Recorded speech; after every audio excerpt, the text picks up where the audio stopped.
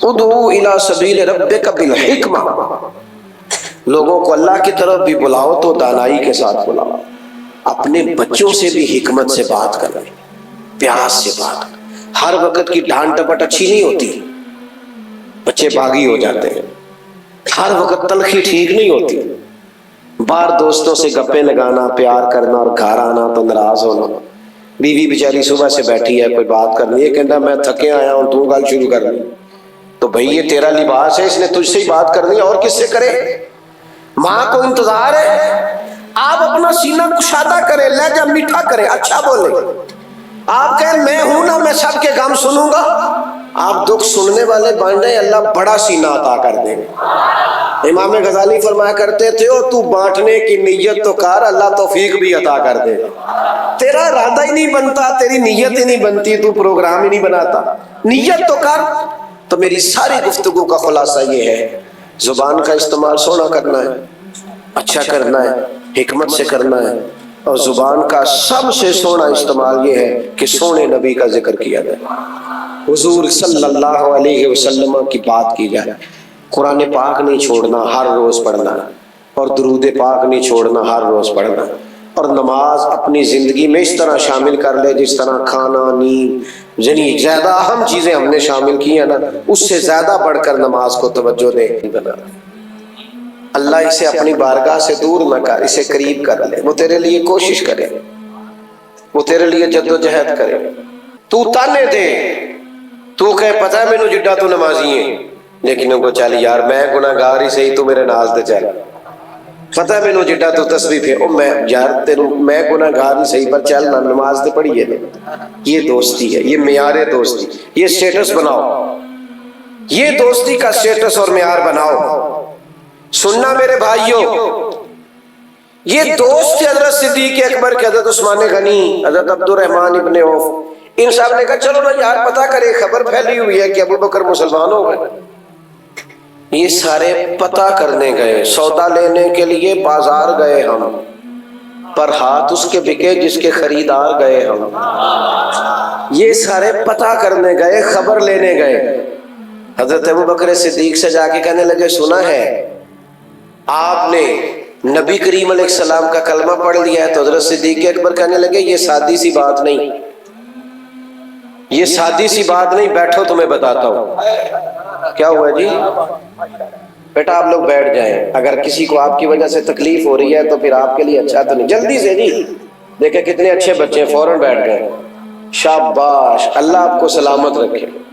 ایویں بندے کہنے آج کل دی نسل گل نہیں مانتی، ساڑی تے فوراً مانتی ہے۔ دیکھو نا جناب کمال ہو گئی، ایک صرف نا 18 کو سیکنڈ لگے، اس سے زیادہ نہیں۔ اللہ تعالیٰ میں دعا کرتا رہوں گا آپ کے لیے۔ دوستو سنو، حضرت ابو بکر صدیق سے جب جا کے پوچھا نا کہ سنا آپ مسلمان ہو گئے، تو انہوں نے کہا یہ کوئی سادہ سا مسئلہ تو نہیں، بیٹھو بتاتا ہوں۔ حضور کا ذکر کرنا ہے، کوئی ایسے تھوڑی کر دینا ہے۔ حضرت صدیق نے اس ذوق سے ذکر چھیڑا حضور کے اخلاق کا، نبی پاک کے لائے ہوئے دین کا، حضور کی روشن تعلیمات کا، کتاب فرقان کا۔ سنو، آج بھی اگر ہم اپنے بچوں کو اپنے نبی کا ذکر سناتے، یہ گمراہ نہ ہوتے، حسن مصطفیٰ سناتے، یہ عاشق رسول ہوتے۔ میری غلطی ہے، میں اپنی نوجوان نسل کو قائل نہیں کر سکا، بھول ہو گئی ہم سے۔ ہم بڑے شوق سے سن رہا تھا زمانہ، ہم ہی سو گئے داستاں کہتے کہتے۔ یہ ہمارا اسٹیج خطابتوں اور نقابتوں کی نظر ہو گیا، نہ قوم کا مزاج سمجھا، ہمیں کیا بتانا چاہیے تھا، کیا دینا چاہیے تھا، نہ وہ اسٹیٹس سمجھا۔ بس یہاں تجارت ہونے لگی، کاروبار ہونے لگا، 40,000 کی تلاوت خرید لو، 50 کی نعت خرید لو، 40,000 کی تقریر خرید لو، معاذ اللہ۔ تجارتوں کی نظر کر دیا تم نے۔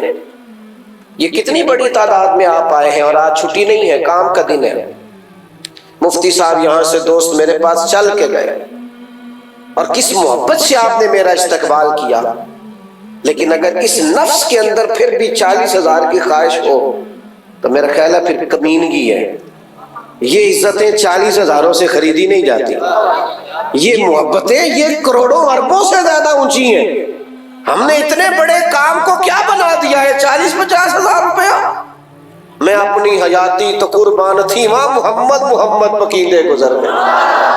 محمد محمد پکیندے گزر گئی. میں ایک محفل پہ گیا تو چائے کے لیے ایک جگہ پہ بیٹھے تھے، ایک بزرگ بڑے بوڑھے سے. تو وہ پتہ مجھے کیا کہنے لگے پہلے تو میں منتا ہی نہیں سا تساں انہاں ٹائم دے چھڑیا ہے، تے پھر جدوں مینوں تصدیق ہو گئی کہ تساں دے چھڑیا ہے تے پھر میں دعا منگدا رہا اودن دی کہ تہاڈی صحت ٹھیک رہے تے تسی خیر نہ لاؤ. آپ یقین کرنا مجھے کئی دن مزہ رہا اس بات کا. میں کہ دسو نا جنہاں نے انجانے بندے پہ دعا کر دینے کہ یار، اور بزرگ آدمی اور نمازی اور باریش اور سفید داڑھی، تو یہ کوئی چیزیں خریدی جا سکتی؟ یہ بچوں کا پیار، یہ نوجوانوں کی محبت. بس میں اپنی حیاتی تو قربان تھی وہاں، اے ساری محمد محمد بکیندے گزر گئی. حضور کا ذکر کیا جائے تو یہ نقابتیں، خطابتیں، یہ جوش، یہ پیسے، یہ تجارتیں نکل آؤ. یہ عبادت ہے. مدینے والے کی بات کرنا عقیدہ ہے، نظریہ ہے، ایمان ہے، ذوق ہے، شوق ہے. یہ غلامی ہے. غلام ہمیشہ آقا کی تعریف کرتے ہیں، ڈیوٹی ہوتی ہے ان کی صبح و شام تعریف کرنا، کبھی آقا کے حسن کی، کبھی جمال کی، کبھی اولاد کی، کبھی اصحاب کی، کبھی اس کے دروازے کے غلاموں کی، کبھی اس کے ہاں آنے جانے والوں کی، کبھی اس کے گھر کے باندیوں کی، کنیزوں کی. یہ تیری ڈیوٹی ہے جو کہ تو غلام ہے. حضرت صدیق نے یاروں کو بٹھایا، اس ذوق سے حضور کا ذکر کیا، اس شاندار طریقے سے حضور کی بات کی کہ وہ جو خالی پوچھنے آئے تھے نا کہ آپ مسلمان تو نہیں ہو گئے، وہ کہنے لگے ہمیں بھی لے چل، ہم نے بھی سرکار کا کلمہ پڑھنا.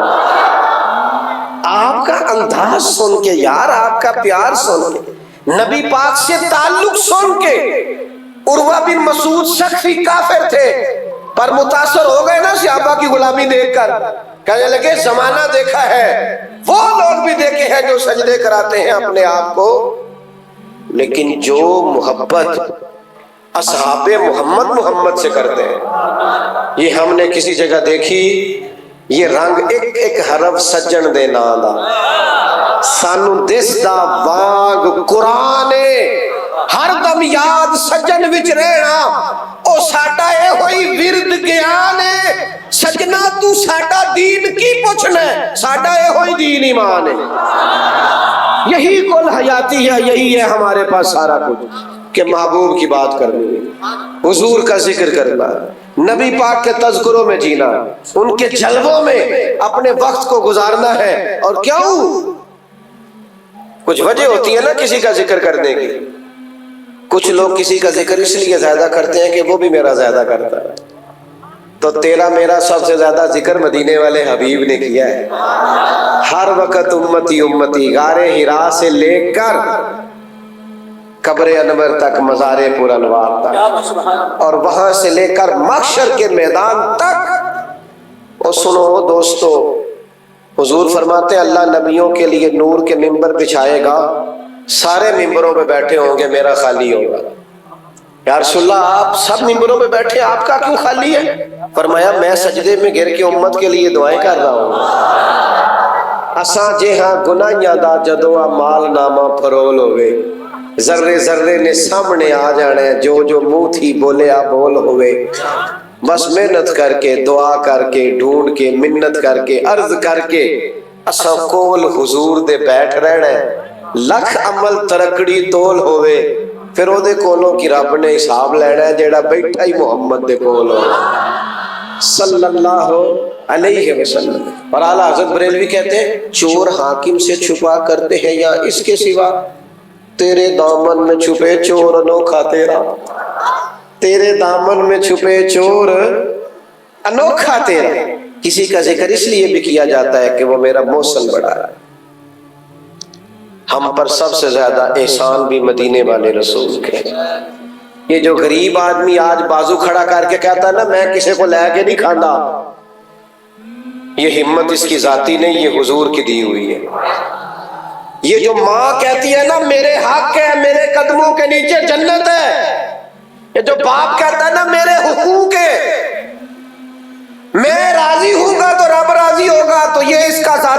یہ رسول پاک کی دی ہوئی شان ہے۔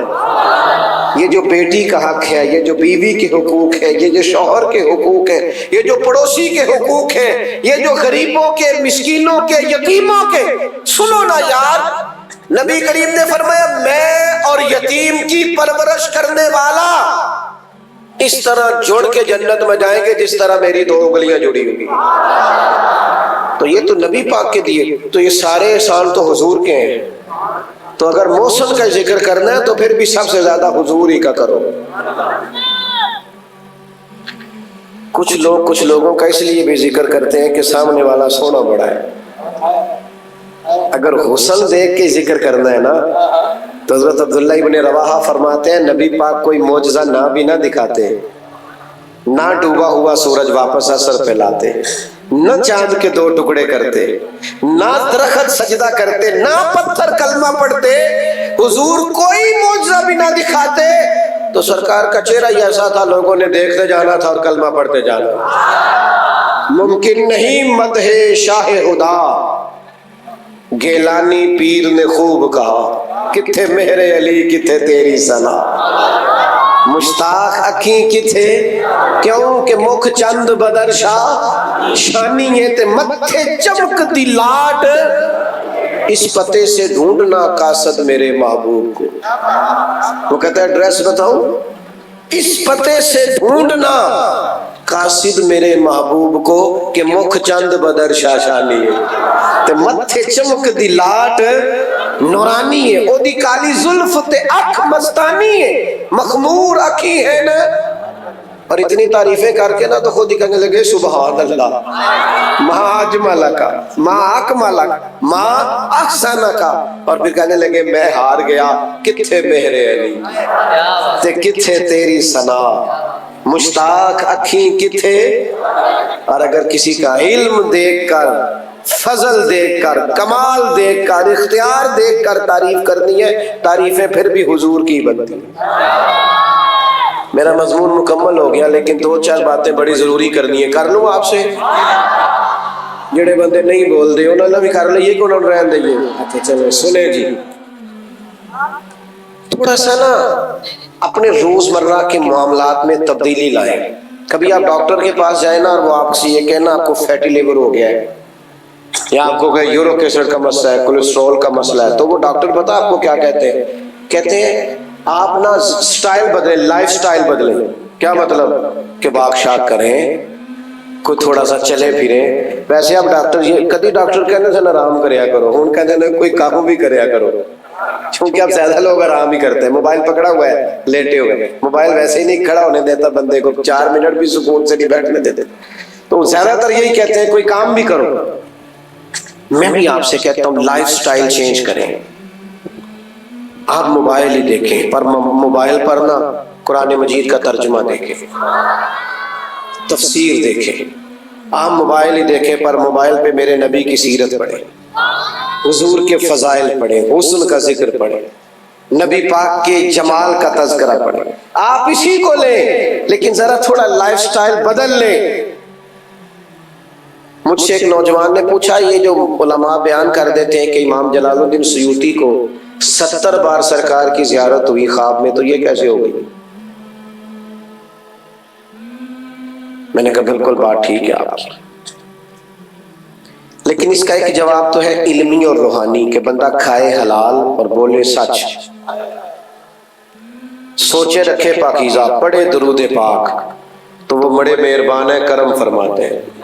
چر ہویا مینو ترلے لیندے ہیں، کدے موڑ میرے ول واگا، تے خواب میری وچ ایک بار جاویں میں ساری عمر نہ جاگا۔ ایک تو یہ ہے کہ آپ پاکیزہ رہیں تو وہ کرم کریں گے، اور ایک اس کا نا عقلی جواب بھی ہے میری سمجھ کے مطابق۔ جو بندہ سارا دن موٹر سائیکل چلاتا ہے نا، خواب میں بھی موٹر سائیکل ہی چلاتا ہے، صحیح کہہ رہا ہوں؟ جو کام سارا دن کرتا ہے خواب میں بھی کرتا ہے کہ نہیں؟ تو امام جلال الدین سیوطی سارا دن حضور کی حدیثیں پڑھتے پڑھاتے، فضائل لکھتے پڑھتے پڑھاتے، جب سارا دن بات ہی مدینے والے کی کرنی تو پھر وہ بڑے کریم ہے، وہ کرم فرما دیتے اور خواب میں بھی جلوے نصیب ہو جاتے۔ جو لوگ اپنے ہونے کا پتہ چاہیں میں کیوں آیا ہوں، میرے رب نے مجھے کیوں پیدا کیا ہے، مقصد کیا ہے. جو اپنے آپ کو ڈھونڈنا چاہیں، مقصد حیات تلاش کرنا چاہیں، معرفت الہی پانا چاہیں، خالق کو، مالک کو، رازق کو پہچاننا چاہیں تو ایک ہی ذریعہ ہے، قل ان کنتم تحبون اللہ فاتبعونی یحببکم اللہ. محبوب آپ ان سے فرما دیں اگر رب سے محبت کرنا چاہتے ہیں تو میری پیروی کریں. آپ ان سے کہیں کہ میری پیروی کرو، یحببکم اللہ، اللہ تمہیں اپنا محبوب بنا لے گا. نبی پاک صلی اللہ تعالی علیہ وسلم کی پیروی. اور پھر ایک اور بات، اس کو آپ نے اچھی طرح سمجھنا ہے، ایک بہت بڑا مسئلہ حل ہوگا اس سے. غیر مشروط اتباع صرف نبی پاک علیہ السلام کی ہے. اس کو زیادہ سادہ کرتا ہوں، بغیر کسی شرط کے پیروی صرف حضور کی ہے. آپ پیر صاحب کی پیروی کریں، علامہ صاحب کی پیروی کریں، ابا جی کی پیروی کریں، کسی بزرگ کی پیروی کریں، وہ مشروط ہے، غیر مشروط نہیں. پیر صاحب کی بات اتنی دیر تک مانی جائے گی جتنی دیر تک شریعت کے دائرے کے اندر حکم دیں گے، اور اگر کہیں ان کے قدم خدا نہ خواستہ ڈگمگانے لگیں گے تو پیر کی پیروی نہیں کی جائے گی، پیروی رسول اللہ کے دین کی جائے گی. میں سوچ سمجھ کے بات کر رہا ہوں، سوچ سمجھ کے بات کر رہا ہوں، تدبر کے ساتھ بات کر رہا ہوں. پیر کی، استاد کی، والد کی پیروی مشروط ہوتی ہے، شرط کے ساتھ ہوتی ہے. شریعت کے دائرے میں حکم دیں تو بات قبول کی جائے گی، اور شریعت اسلامیہ کے دائرے سے باہر بات ہوگی تو قبول. یعنی حضرت عمر اگر کھڑے ہو کے کہیں جناب عمر، جن کو وسوسہ اس لیے نہیں آیا کرتا تھا کہ شیطان انہیں دیکھ کے رستہ بدل جاتا تھا، تو اگر حضرت عمر اٹھ کے صحابہ میں سے کسی سے پوچھیں کہ میں اگر بگڑ گیا تو کیا کرو گے، تو صحابی تلوار لے کے کھڑے ہو گئے، آپ بگڑ گئے تو آپ کو سیدھا کریں گے. یہ ہمارے پاس طریقہ ہے نا. ہمارے ہاں یہ ہوا ہے کہ ہم نے چیزوں کو ان کی اصل پر نہیں رکھا. نبی پاک علیہ السلام کی جو پیروی ہے وہ غیر مشروط ہے، یعنی اس میں شرط نہیں. حضور مسکرا دیں تو اس کی بھی پیروی ہے، عطا کر دیں تو اس کی بھی پیروی ہے، اور اگر کسی موقع پر محبوب کسی بات پر جلال کر دیں تو اس بات کو چھوڑ دینا، محبوب کی ناراضگی سے ڈرتے ہوئے اور حضور کی پیروی کرنا، یہ بھی نبی پاک کی پیروی ہے. یعنی ہر مقام پر بغیر کسی شرط کے آپ دلیل نہیں مانگیں گے. صحابہ نے کبھی دلیل، حضور سے کبھی دلیل کا مطالبہ، دلیل آپ بعد میں مانگیں، ہر ایک سے آپ مانگ سکتے ہیں.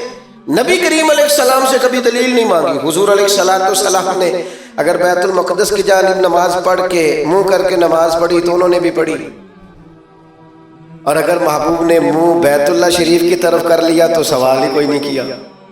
ہم نے نہ کبھی قطرے پہ غور کیا اور نہ دریا دیکھا، بس جہاں تیری جھلک دیکھی وہیں ڈوب گئے. غیر مشروط فرما برداری، جو حضور کہہ دیں، جو نبی پاک، یعنی یہ انداز دیکھیے کہ محبوب نے انگوٹھی پہنی تو صحابہ نے پہن لی، اور حضور نے سونے کی انگوٹھی اتار کر کے پھینک دی، فرمایا نہیں پہننی. تو کسی نے یہ بھی سوال نہیں کیا کہ پہلے کیوں پہنی تھی، بس نہیں پہننی تو نہیں پہننی، منع کر دیا تو لہذا منع کر دیا. نبی کریم صلی اللہ تعالی علیہ وسلم نے جب چاہا، جہاں چاہا، جس مقام پر چاہا، جس کو چاہا روک دیا. رک جانا، ٹھہر جانا، اور پوری استقامت کے ساتھ حضور کی بات پر رکنا، یہ امت کے لیے ضروری قرار پایا. ہمارا یہ مسئلہ ہے کہ دین کو اپنی چاہتوں میں بند کرتے ہیں. یعنی قرآن مجید نے یہودیوں کے بارے میں کہا کہ افتؤمنون ببعض الکتاب وتکفرون ببعض، تم کتاب کے بعض حصے پر ایمان لاتے ہو اور بعض سے کفر کرتے ہو. یہودی قرآن کا بعض حصہ تو بڑے شوق ذوق سے مانتے تھے اور بعض حضور کی عظمتوں اور شانوں کا انکار کرتے تھے. آج کل بھی ہمارا مزاج ہے، یعنی میری ذات کا مسئلہ ہے تو دین یاد آ جاتا ہے. یار شریعت یہ کہتی ہے کہ بھائی شریعت باقی بڑا کچھ بھی تو کہتی ہے. یعنی ایک مسئلہ دین کا آپ سب کو آتا ہے، وہ بھی آدھا آتا ہے. کسی بھی مرد سے پوچھ لیں، سب کو پتہ ہے 4 شادیاں جائز ہیں، سب کو پتہ ہے نا ماشاءاللہ. دیکھیں آپ سب کو پتہ ہے بھائی، اور بھی کافی کچھ جائز ہے، اس کا بھی پتہ کرو. صرف یہی ایک دین کی بات رہ گئی ہے جس کا سب کو پتہ ہے. اچھا وہ بھی آدھا پتہ ہے، آدھا پتہ ہے. حالانکہ شریعت کہتی ہے عدل کر سکو تو جائز ہے. اگر ماں بہن اپنی بیویوں کے تم انصاف کر سکو، عدل کرو تو پھر تمہارے لیے درست ہے، تم کرو، ورنہ گناہ گار ہوگے، مجرم قرار پاؤ گے. تو میرے عزیز پورے کا پورا دین، چونکہ حضور کی ہر بات ہی قابل عمل ہے، حضور جو کہہ دیں جو فرما دیں سارا ہی قابل عمل ہے. اور صحابہ کا تو یہ معیار اور سٹیٹس بن گیا تھا کہ وہ دور نکل گئے تھے حکمت پوچھنے سے. میں کئی دفعہ نا، اب تو خیر وقت گزرتا جا رہا ہے اور آہستہ آہستہ انسان وقت کے ساتھ ساتھ کچھ چیزوں سے اوپر نکلتا جاتا ہے. اب تو بعض لوگ مسئلہ پوچھتے ہیں تو خیال آتا ہے کہ یار آپ یہ بات جو پوچھ رہے ہیں یہ آپ صرف اس لیے پوچھ رہے ہیں کہ کوئی نہ کوئی آپ کو سہارا مل جائے، ورنہ پتہ تو ہے بات کا. آپ کہیں سے اپنے لیے گنجائش تلاش کرتے پھرتے ہیں کہ دین کوئی گنجائش پیدا کر دے آپ کے لیے. کہیں سے ہمارے حضرت صاحب قبلہ عالم فرمایا کرتے تھے، بندہ بڑا پڑھا لکھا ہو نا لیکن بے عمل ہو، عالم ٹھیک ٹھاک ہو پر بندہ بے عمل ہو، سیانہ ٹھیک ٹھاک ہو پر بے عمل ہو، نام بڑا ہو اس کا پر ہو بے عمل، اس بندے کی صحبت میں نہیں بیٹھنا. جناب پڑھا لکھا ہے، سمجھدار ہے، عمل ہی نہیں نہ کرتا، کیوں نہ بیٹھے؟ فرمایا جو سیانے بندے بے عملی کرتے ہیں نا وہ اپنی بے عملی پر بھی دلیلیں دیتے ہیں، یہ وجہ ہے اس لیے کر رہا ہوں، یہ مسئلہ ہے. وہ بے عملی پر بھی دلائل قائم کرتے ہیں، لہذا وہ مضبوط کرتے ہیں لوگوں کو بے عملی پر. تو میرے عزیز نبی کریم علیہ السلام کی ہر بات ہم نے اپنے آپ کو 2-3 کشتیوں کا مسافر بنا لیا. حاجی صاحب بھی ہوتے ہیں، نمازی صاحب بھی ہوتے ہیں، درویش صاحب بھی ہوتے ہیں، اور بچے کی شادی والے دن سارا کچھ ہی بھولے ہوئے ہوتے ہیں، کوئی شے یاد نہیں ہوتی. تو وہ سمجھ نہیں آتی کہ یہ بندہ دراصل کیا ہے، یہ بنیادی طور پر کیا کس رستے کا مسافر ہے. اور پھر بعض لوگ ایسے بھی ہیں جو یہ کہتے ہیں میرے بچے میری گل نہیں من دیتے، پھر تہاڈی مندا کون ہے؟ تو آپ اس میں شامل ہی نہ ہوتے، کم از کم غیر شرعی کاموں سے آپ نکل ہی جاتے، پتہ تو چلتا آپ دین کے لیے واک آؤٹ کر رہے ہیں. لیکن آپ ہر جگہ ہر لحاظ سے موجود بھی ہیں اور آپ کا دعویٰ بھی یہ ہے کہ سب سے بڑا دیندار مجھے مانو، تو یہ ہو سکتا نہیں. آپ کو غیر مشروط اطاعت کرنی اور ہر بات پر عمل کرنا ہے، ہر بات پر. اونچا لمبا مکان بنانا جائز پیسے ہوں تو بالکل درست ہے، آپ 10 منزلہ بنائیں، مسلمانوں نے بنائے نہیں 125 منزل کہ لوگوں نے برج مینارے کھڑے نہیں کر دیے. بنائیں، جائز پیسے ہیں تو ٹھیک ہے، 100 بسم اللہ کریں، لیکن ایک ہے جائز ہونا، ایک ہے پسند ہونا. جائز ہونا اور بات ہے، پسند ہونا اور بات ہے. ایک صحابی نے ذرا اونچا کر کے مکان بنایا تھا تو نبی کریم نے پسند نہیں فرمایا، بس اسے دیکھ کر خوشی کا اظہار نہیں کیا. حضور نے ایک لفظ بھی زبان مبارک سے ادا نہیں کیا، بس پوچھا مکان کس کا ہے، لیکن اس مکان پر تبصرہ کوئی نہیں کیا. یہ ہے غیر مشروط فرما برداری. صحابی گھر آئے، پڑوسیوں نے محلے داروں نے کہا کریم تشریف لائے تھے، تیرے مکان پہ نظر پڑی، پسند نہیں آیا. قربان جائیں وہ چھت پہ چڑھے، مکان سارا گرا دیا. لوگوں نے پوچھا کیوں گرا رہے ہو؟ فرمایا جسے محبوب نہیں پسند نہیں کیا، او جنت میرے کس کاری جتھے یار نظر نہ آوے. جب حضور نہیں پسند نہیں کیا تو کیا کرنا ہے، گرا دیا، ختم ہو گئی بات. عزیز جب آپ اس لیول پر پہنچتے ہیں، آپ کا معیار یہ ہوتا ہے نبی کریم کی ذات کے بارے میں. جب آپ اس لیول پہ چلے جاتے ہیں پھر آپ کو نا کچھ لطف بھی آتا ہے زندگی گزارنے کا، کچھ ذائقہ بھی نصیب ہوتا ہے. کچھ انسان کو محسوس ہوتا ہے کہ میں کسی ایک راہ کا مسافر ہوں، میں تعین کر چکا ہوں میرا اصل رستہ کیا ہے. لیکن جب انسان کو سارے شوق دامن گیر ہوں اور جب وہ ہر محفل کا حصہ بننا چاہے، ہر رنگ اختیار کرنا چاہے. وہ کچھ لوگ کہتے ہیں جی میں دنیا دار ہوں، تو میں کہتا ہوں دین میں تو دنیا داری ہے ہی کوئی نہیں. آپ کون سے والے دنیا دار ہیں؟ دین میں کوئی دنیا داری، رزق کمانا دنیا داری ہے؟ بولیے. جائز پیسے کمانا، رزق اپنے بچوں کے لیے کمانا، یہ تو عبادت ہے. ایک شخص حضور کے سامنے سے گزرے اور بڑی تیزی سے وہ نوجوان گزر گئے تو ایک شخص نے کہا کہ کاش یہ اللہ کے رستے میں اتنی تیزی سے جاتا تو نبی کریم علیہ السلام فرمانے لگے اگر اس لیے تیزی سے جا رہا ہے کہ اپنے بچوں کے لیے جائز پیسہ کمائے، اپنے ماں باپ اور بہن بھائیوں کی ضرورت کا خیال کرے، ان کی ضروریات کے لیے جد و جہد کرے، تو فرمایا پھر یہ اللہ کے راستے میں ہی ہے، پھر یہ راستہ بھی راہ خدا۔ تو دین کے اندر رزق کمانا کوئی دنیا داری ہے؟ اپنی بیوی کو کما کے لا کے کھلانا، بچوں کو کما کے لا کے کھلانا، نبی پاک نے تو فرمایا اللہ تمہیں صدقہ کرنے کا ثواب عطا کرے، تم نے ذمہ داری ادا کی ہے پر تمہیں صدقے کا ثواب ملے۔ تو بھئی دنیا داری جس کو ہم اپنے عرف میں دنیا داری کہتے ہیں وہ کیا ہے؟ وہ تو ہے ہی نہیں۔ دین ہی دین ہے، سارا دین ہی دین ہے۔ یعنی آپ اپنی اماں کی خدمت ہی کرتے رہیں، آپ کو اس کے قدموں میں جنت نصیب ہو جائے گی۔ آپ اپنے والد کا مزاج سمجھیں، رضا سمجھیں، طبیعت سمجھیں، اور اپنے والد کی رضا میں اپنی زندگی، وہ جو میں پہلے کہہ چکا ہوں کہ ہے مشروط، شریعت کے دائرے کے اندر جو وہ بات کرے اسے قبول کر لیں۔ حضور نے فرمایا جس کا ابا راضی ہو گیا اس کا اللہ بھی راضی ہو گیا۔ تو یہ دنیا داری ہم نے کس کا نام بھلا رکھا ہوا ہے؟ یہ دنیا داری ہماری ناجائز خواہشات کا نام ہے۔ یہ دنیا داری وہ ہے الذی یوسوس فی صدور الناس، وہ جو سینوں میں وسوسے پیدا ہوتے ہیں نا، ناجائز خواہشات کا وسوسہ۔ یہ دنیا داری ہے کہ آپ کو کوئی ایسا کام نہیں کرنا جو حضور کی شریعت سے ٹکرائے، جو متصادم ہو، جو مخالف ہو، جس کی شریعت اجازت نہ دیتی ہو۔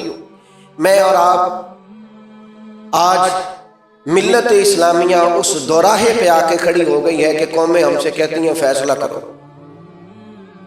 تم فیصلہ کرو کہ تم کس قاعدے کے پابند ہو، کس قانون کے پابند ہو۔ ہمیں اخلاقی میدان میں، کردار کے میدان میں، آپ یقین کریں اتنا ہم اپنے آپ کو ڈسکس نہیں کرتے جتنا دوسروں کو کرتے ہیں۔ ہر وقت دوسروں کی فکر ہے، اور بعض لوگ تو بیچارے اتنے پریشان ہیں سارے شہر کی فکر کرتے ہیں، فلانا بھی خراب ہو گیا، فلانا بھی خراب ہو گیا۔ بھئی یہ تو آپ کی ذمہ داری نہیں، آپ کی تو ذمہ داری یہ ہے کہ آپ اپنی تربیت پر خاص توجہ دیں، اور دوسرے کے لیے اگر آپ کریں گے تو یا تبلیغ کریں گے یا دعا کریں گے، تیسرا تبصرہ کرنے کی تو سرے سے اجازت ہی نہیں۔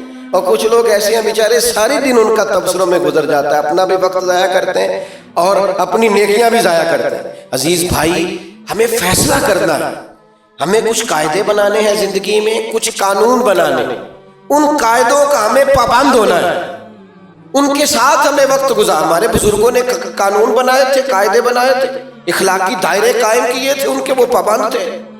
حضور علیہ السلام کی سنت اور شریعت کے تعلق سے انہوں نے اپنے آپ کو مضبوط کیا تھا، اس پر انہوں نے پوری زندگیاں گزار دی، ان کے وقت گزر گئے، پابند تھے اپنی باتوں کے۔ میں نے تھوڑے دن پہلے بھی بات عرض کی تھی، پھر عرض کرتا ہوں، حضرت امیر ملت پیر سید جماعت علی شاہ صاحب کا مزاج تھا جب مہمان آئے گا روٹی کھائے گا۔ تو ایک ان کے سوانح نگار نے لکھا ہے بہت دیر سے قائد اعظم محمد علی جناح رات کو بڑی دیر سے کہیں آ گئے، تو پیر صاحب نے کھانا پکانے والے لانگری سے کہا اٹھو بھی لنگر پکاؤ۔ قائد اعظم کہنے لگے مجھے تو 30 سال ہو گئے، میں نے تو کبھی رات کو روٹی کھائی نہیں۔ پیر صاحب فرمانے لگے آپ کو 30 ہو گئے ہیں اور مجھے نصف صدی ہونے کو ہے، جب تک مہمان روٹی نہ کھا لے میں نے کبھی سونے نہیں دیا۔ تو بھئی ہمارا بھی تو ایک قانون ہے نا، ہم نے بھی تو ایک قاعدہ بنایا ہے، ہم بھی تو اپنے قاعدے کے پابند ہیں۔ تو اب دیکھتے ہیں بھلا کون جیتا ہے۔ تو بس پھر قائد اعظم کہنے لگے آج آپ ہی جیتیں گے، اس لیے کہ آپ کی بات میں جو اخلاص ہے، جو للہیت ہے، جو حسن ہے، وہ اس بات کا تقاضا کرتا ہے کہ میں اپنی بات سے 2 قدم پیچھے ہٹ جاؤں۔ عزیز، زندگی میں اخلاقی رویوں کے تعلق سے اصول وضع کرنے ہوں گے۔ صحابہ نے اصول بنا لیا تھا، طے کر لیا تھا کہ ہم نے وہ کرنا ہے جو مدینے والے محبوب نے کیا۔